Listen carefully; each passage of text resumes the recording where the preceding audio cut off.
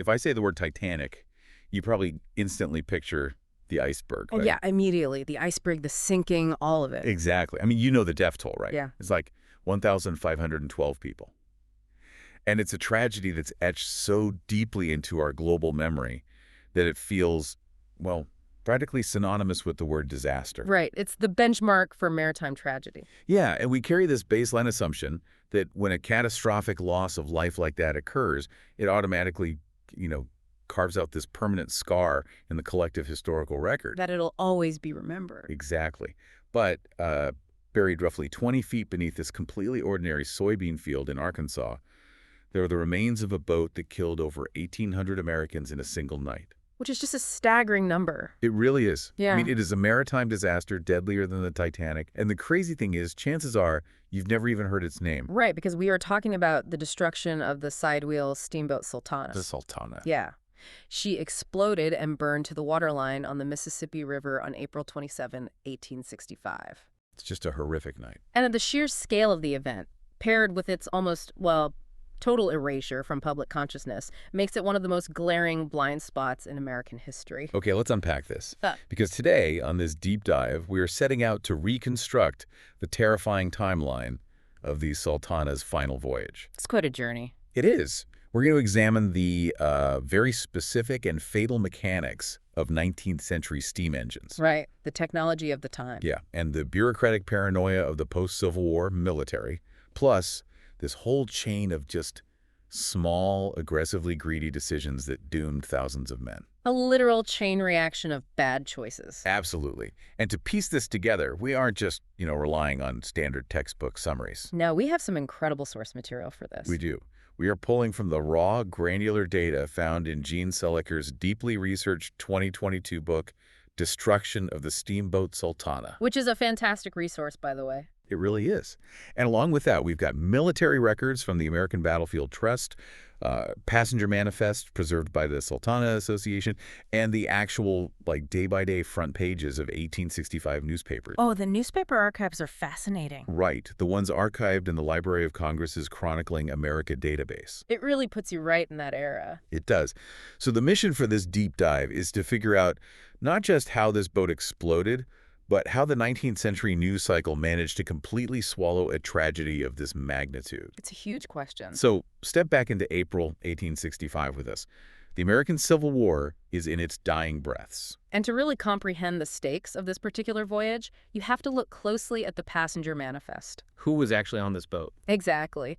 The men boarding the Sultana at Vicksburg, Mississippi, they were not ordinary travelers. No, not at all. They were Union prisoners of war, drawn heavily from the Midwestern states. So we're talking Ohio, Indiana, Illinois. And to say they were simply, tired from the war, that is a catastrophic understatement.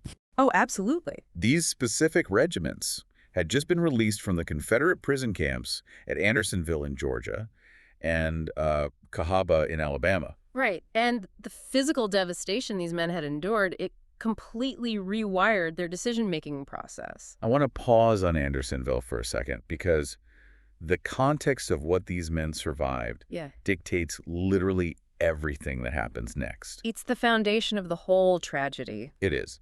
When you look at the medical assessments from the American Battlefield Trust archives, we aren't talking about men who were just hungry. No, not just missing a few meals. We are talking about severe systemic physiological collapse. Yeah, and if we connect this to the bigger picture, you have to look at the breakdown of the Dix Hill Cartel in 1863. Right, the prisoner exchange system. Exactly. That was a system that had previously allowed the North and South to just exchange prisoners. But when that broke down, it meant these camps became drastically overcrowded almost overnight. Just a logistical nightmare. Completely. The Confederacy, its infrastructure was completely collapsing by this point. They could barely feed their own soldiers. Let alone tens of thousands of captured Union troops. Right. Andersonville was originally this wooden stockade designed for 10,000 men. Okay, 10,000. But by the summer of 1864, it held nearly 33,000. 33,000. That is just, I can't even picture that kind of density. There was no shelter. There was virtually no sanitation at all. The men were drinking from a stream that actually doubled as their latrine. Which is horrifying. So they're battling dysentery, typhoid, and scurvy all simultaneously. A complete medical disaster. The body is essentially consuming its own muscle mass just to keep the vital organs functioning at that point. Starvation on a mass scale. You have men whose teeth are literally falling out, Hmm. whose bones are visible through their skin.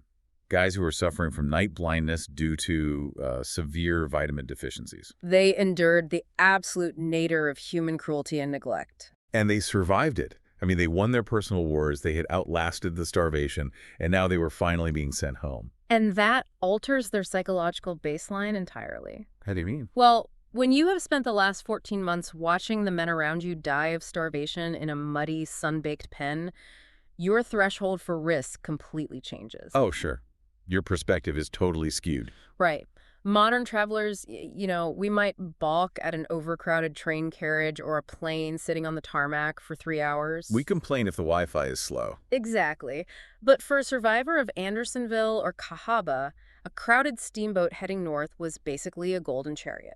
They just didn't care. No, the sheer desperation to just put the nightmare behind them overrode any inherent sense of caution.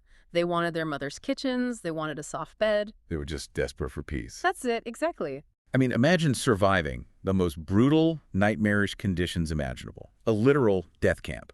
Getting what feels like a golden ticket home, and then standing on a dock and being told you might have to wait for the next boat. You'd lose your mind. You wouldn't care if they strapped you to the roof, right? You wouldn't care if they tied you to the smokestacks. You'd just want to go. You certainly aren't going to check the boat's capacity plate or, ask the captain for his safety inspection paperwork. No way. And that intense, blinding vulnerability collided directly with an incredibly predatory economic environment on the Mississippi River at the time. Let's get into that because the economics here are just sickening. They really are. The steamboat industry in 1865 was highly competitive and, honestly, largely deregulated. Just the Wild West out on the water. Pretty much. The war had suppressed civilian river trade for years. So captains were desperate to recoup their financial losses before the post-war recession inevitably hit. Which brings us to the financial mechanics driving this impending disaster. Because the U.S. government inadvertently created a staggeringly dangerous incentive structure here. A massive, perverse incentive. Right. They needed to move these tens of thousands of newly freed POWs north to parole camps in states like Ohio. So they struck a deal. Yep, they struck a deal with civilian steamboat operators. The federal government said they would pay a bounty $5 for every enlisted soldier transported and $10 for every officer. And we have to adjust that for inflation to really understand the temptation. $5 in 1865 is roughly equivalent to, well, maybe $90 or $100 today. Okay, so $100 a head. Now multiply that by 2,000 men. Wow. You are looking at a single riverboat captain suddenly having the opportunity to make a massive, massive fortune in a matter of days. The government essentially transformed these traumatized, emaciated human beings into highly profitable cargo in a totally chaotic environment. That's exactly what happened. Let's look at the vessel actually tasked with carrying this cargo, the Sultana. Right, let's talk about the boat. She was built in Cincinnati in 1863. She is a 260-foot wooden side-wheel steamboat. A fairly standard riverboat for the era. Yeah. But crucially, the legal capacity for this vessel, the number determined by whatever minimal safety standards existed at the time, was 376 passengers and crew combined. 376. That's it. And that number is the baseline for the mechanical tolerances of the boat. The physics of it. Right. It dictates how many life preservers they carry, how the center of gravity shifts, and crucially, how hard the engines have to work to push the hull through the water. Because weight matters. It matters immensely. But when every single head that crosses the gangplank represents a $5 payout from the quartermaster, that legal capacity suddenly becomes a highly inconvenient suggestion. I mean, a legal capacity of 376, but they're getting paid by the head. Yeah. It's like an airline legally allowed to carry 100 people, suddenly realizing they can make a fortune if they cram 500 people into the aisles and bathrooms with zero oversight. The profit motive entirely eclipses basic physics. It's pure greed. And that friction between physics and profit really comes to a head at the port of Vicksburg, Mississippi. This is where things start to go wrong. Yeah. The Sultana arrives there in late April, and we see a compounding sequence of cynical decisions that essentially guarantee the disaster. Like a domino effect. Exactly. And it begins down in the engine room. Let's introduce the key players here. This is where we meet Captain J. Cass Mason, the master of the Sultana, A man in charge. and R.G. Taylor, who is a local boilermaker at Vicksburg. Right. So Taylor comes aboard to inspect the Sultana's 4 massive tubular boilers. And he finds a problem. A catastrophic problem. He explicitly tells Captain Mason that 2 of the boiler sheets are dangerously compromised and they need to be completely cut out and replaced. We really need to understand the mechanics of a fire tube boiler to grasp how reckless the ensuing decision was. It's important context. So in these steamboats, you have a massive iron cylinder filled with water. Running through that water are several large tubes, and the fire from the furnace is pulled through those tubes to heat the water and create steam. Right. That's the basic mechanism. But the Mississippi River is notoriously muddy. Very muddy. So the sediment from the river water settles at the bottom of the boilers. And that sediment acts as an insulator, right? Exactly. It creates a barrier between the water inside the boiler and the iron plate resting directly above the furnace fires. Which is exactly the problem.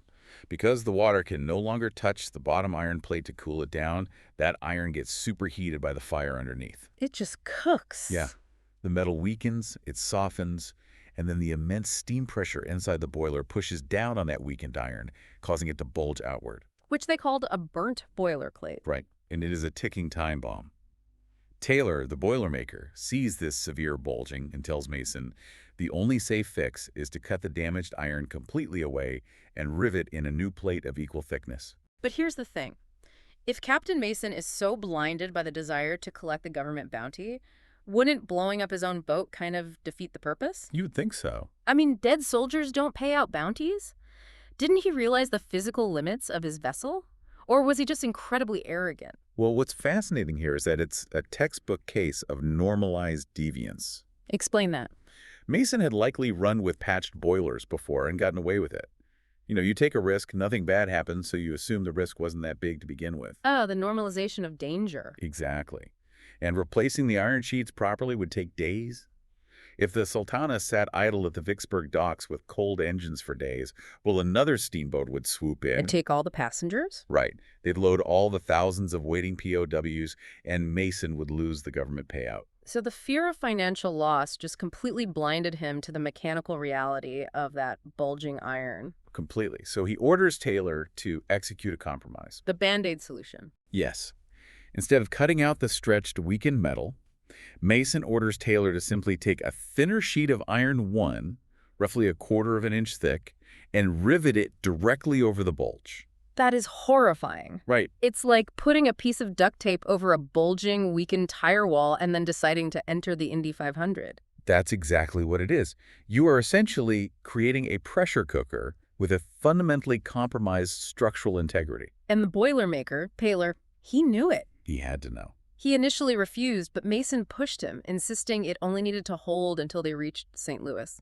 Just a temporary fix. Yeah, Mason promised he would get it properly replaced once they got there. So the patch is applied, the structural integrity is permanently compromised. But the boat is still tied to the dock at this point. Right. And the next fatal link in the chain comes from the military authorities who are overseeing the boarding process. Enter Captain George Williams. He's the U.S. Army officer in charge of the Vicksburg embarkation. The guy controlling the crowd. Now, if Williams is a military officer tasked with the welfare of these men, shouldn't he be prioritizing their safety? You'd hope so. Instead, the historical records show him stubbornly refusing to split the thousands of waiting soldiers among the multiple steamboats docked at Vicksburg. Why would he force all of them onto the Sultana? Well, this is where bureaucratic paranoia takes over. Huh? The war is ending, the chain of command is fraying, and corruption is just rampant on the riverfront. Everyone's looking for a payout. Exactly. Williams strongly suspects that his fellow military officers are taking under-the-table bribes from rival steamboat captains. So a captain might slip an officer $50 to route 300 men onto his specific boat. Exactly like a corrupt taxi rank at a busy airport. Yeah, Everyone is paying kickbacks to the dispatcher to get the best fares. that makes perfect sense. So Williams is disgusted by the graft. Right. But instead of establishing, I don't know, a transparent system to divide the men evenly among the 3 steamboats currently at Vicksburg, he adopts this deeply cynical, rigid strategy. He decides the only way to maintain control of the manifest and prevent his subordinates from taking bribes is to put every single man from this specific group of POWs onto one single boat. He effectively decides to quarantine the men on the Sultana. So we have a patch boiler, And we have Mason's blinding greed for the bounty and Williams's blinding distrust of his own colleagues. They lock together perfectly. They lock together like puzzle pieces to create a literal death trap. They create a scenario where thousands of physiologically compromised men are being funneled onto a boat that is fundamentally unsafe. And we aren't talking about a slight overbooking here. Not at all. The detailed counts aggregated by the Sultana Association put the number of people on board at approximately 2,137. And some estimates even stretch past 2,300. Think about that. Legal capacity of 376. They have over 2,100 people. Did no one in a position of authority look at this visibly listing groaning boat and say, we have to stop? It seems like they just completely looked the other way. I mean, to visualize this, picture a 260-foot wooden deck, now pack over 2,000 men onto it. It's shoulder to shoulder. The decks were visibly sagging under the sheer weight of the human mass. Yeah. Men were sleeping entirely, covering the main deck, the hurricane deck, the Texas deck. Even the roofs of the officers' cabins. Yeah. The sheer mass of the passengers made the Sultana incredibly top-heavy. The historical accounts describe the boat violently tilting from side to side depending on which way the men shifted. Right. Like, if a crowd moved to the port side to wave at a passing boat, the entire steamboat would roll terrifyingly in that direction. And that physical rolling is critical, isn't it? Because of how the boilers are actually designed. Exactly. If the boat tilts heavily to one side, the water inside those interconnected boilers sloshes to that side. Leaving the higher boilers suddenly exposed. Right. They are dry, but the fires are still roaring underneath them. Heating that iron up even more. And then when the boat tilts back, that relatively cooler water rushes back over the superheated iron. Oh man, it's a thermodynamic nightmare. It really is. That rolling action drastically accelerated the stress on the newly patched boiler metal. Expanding and contracting. Violently. As the water levels inside slosh back and forth, you have this structurally deficient pressure vessel being subjected to extreme thermal shock over and over again. And the environmental conditions only multiplied that strain, right? Absolutely. Because they aren't cruising across the Placid Lake. No. They pull away from Vicksburg and head north. It is late April. The spring thaw is in full effect. So the river is high. The Mississippi River is swollen with snowmelt from all the northern states. It has breached its banks, expanding in some places to 3 miles wide. Just a massive torrent of water. It is black, it is packed with uprooted trees and debris, and it is running incredibly fast and cold. Pushing a 260-foot boat upstream against a flood stage current requires tremendous power. They had to be working those engines to the limit. The engineers down in the Sultana's hold were shoveling coal as fast as they could, forcing the fires hotter to build the maximum possible steam pressure just to make headway against the river. The engines are absolutely screaming. The patched boiler was being pushed far beyond the original uncompromised tolerances of the iron, let alone the quarter-inch patch Taylor had riveted on. Which perfectly sets the stage for the early morning hours of April 27, 1865. The final hours. The Sultana has fought its way about 7 miles north of Memphis, Tennessee. It is just past 2 a.m. Middle of the night. The vast majority of the men on board are fast asleep, packed against each other for warmth in the cold spring air. And deep in the belly of the vessel, that quarter-inch patch on the bulging iron finally gives way. When a high-pressure steam boiler ruptures, you have to understand it is not simply a loud mechanical break. It's not just a pop. No, it is a catastrophic release of thermodynamic energy. Water inside a pressurized boiler is kept in a liquid state at temperatures well past its normal boiling point of 212 degrees Fahrenheit. Because of the pressure. Right. So when that iron patch failed, the pressure inside the boiler dropped to atmospheric levels in a fraction of a millisecond. Which means all that superheated water instantly flash boils. Yes. Thousands of gallons of superheated water instantly converted into steam.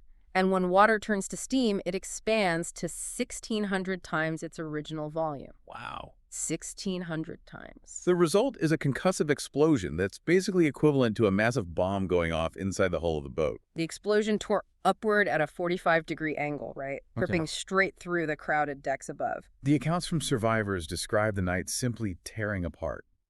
Approximately 400 men are killed in the very first second. In a single second. They are either physically blown into the air by the concussive force, torn apart by the shrapnel of the exploding iron boiler, or instantly scalded to death by the expanding cloud of superheated steam. But the concussive blast was only the beginning of the horror. The explosion completely destroyed the pilot house and severed the structural supports for the boat's smokestacks. Those massive iron smokestacks. Right. One of them crashed backward, directly into the shattered midsection of the boat, pinning trapped men in the wreckage. Oh, God. And crucially, the blast scattered the coal fires from the furnace all over the splintered dry wood of the shattered decks. So within minutes, this 260-foot wooden vessel transforms into a floating inferno. It's just unfathomable. And this creates an absolutely terrifying dichotomy for the men who actually survived the initial blast. You have a raging fire rapidly consuming the boat, forcing the surviving men to retreat to the very edges of the decks. The heat must have been unbearable. But below them is the swollen, freezing flood stage current of the Mississippi River. This is where the physical condition of the Andersonville survivors becomes just a grim factor. Because they have no reserves left. Exactly. You have men whose bodies have already consumed their own fat and muscle reserves just to survive the prison camps. They have absolutely no biological insulation against cold water. None. And they are suddenly forced to make an impossible choice. Burn to death on the splintering deck or jump into a pitch-black, freezing river running with a powerful current. It's the physiological collision of thermal shock and hypothermia. Right. They're standing next to a fire so hot it is literally blistering their skin, and then plunging into water cold enough to stop a weakened heart almost instantly. And let's not forget the complete absence of safety equipment. Oh, the safety equipment. The Sultana was legally mandated to carry safety provisions for 376 people. She had over 2,100 on board. What did they actually have? The historical record indicates there was exactly one lifeboat. One lifeboat for 2,100 people. One. Which was quickly swamped and flipped by panicked men in the water. There were perhaps a few dozen cork life preservers on the entire ship. The panic had to be absolute. Men who couldn't swim clung to men who could, dragging each other under the black water. Survivors recount desperately tearing doors off their hinges, ripping window blinds from the cabins, grabbing literally anything made of wood to use as a makeshift float. The river was filled with the sounds of thousands of men screaming, fighting for their lives in the dark, clutching at debris, floating downstream as the burning wreckage of the Sultana drifted with them. You read the primary sources, and the imagery is just apocalyptic. It's like something out of a nightmare. You have soldiers who survived the worst hell the Confederacy could invent, now drowning in the freezing dark, listening to their comrades die all around them. And Captain J. Cass Mason, the man who bullied the Boilermaker into applying the patch, just so he wouldn't miss out on his lucrative payout. What happened to him? He was seen tearing doors off the hinges to throw to men in the water before the fire consumed the area he was in. Wow. He died in the catastrophe he engineered. That's poetic justice, I suppose. But the physical endurance of the human body has strict limits.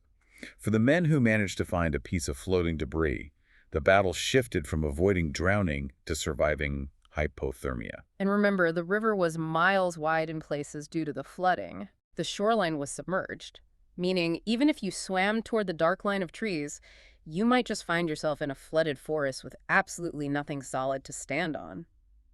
Here's where the tragedy becomes truly incomprehensible. The geography of it. Exactly. They were only 7 miles north of Memphis. The city was right there. They were entirely surrounded by the nation they just spent 4 years fighting to keep together. They couldn't reach it. Because it was the middle of the night, because the river was so vast and the current so swift, they were profoundly alone, they fought a war for their country, and they died completely isolated from it. And that profound isolation didn't just define their final moments in the water. No. It defined how history treated the event itself. This is the craziest part to me. Right. The morning came, rescue boats eventually pulled the survivors from the freezing river and the flooded timber, but the story of what happened to them was immediately swallowed by an unprecedented historical silence. This is the core mystery of this entire deep dive. How on earth do we not know about this? It's hard to fathom. Let's look at the numbers, because they are staggering. The exact death toll is disputed, which in itself is a symptom of the chaos. But the U.S. Army estimated between 1,200 and 1,800 dead. And the customs officials? Customs officials at the time recorded a highly specific number, 1,547. So 1,547. By any accepted metric, the Sultana exceeds the 1,512 people who died on the Titanic. And the Titanic is everywhere in our culture. The Titanic has blockbuster movies, it has traveling museum exhibits, endless cultural permanence. The Sultana has virtually nothing. How does a nation lose 1,500 veterans in a single night and just forget? This raises an important question about how the historical record is actually formed. Right, because we tend to think of history as an objective ledger, like a strictly ranked list of the most consequential things that happened. The biggest numbers go to the top of the list. Exactly. But history is actually a highly subjective record of what society had the bandwidth to process at any given moment. History isn't just what happened, it's what got heard. Yes. And in the final weeks of April 1865, the American public was completely deafened by a different trauma. The calendar collision is everything here. Let's trace the timeline leading up to the explosion. Okay, let's walk through it.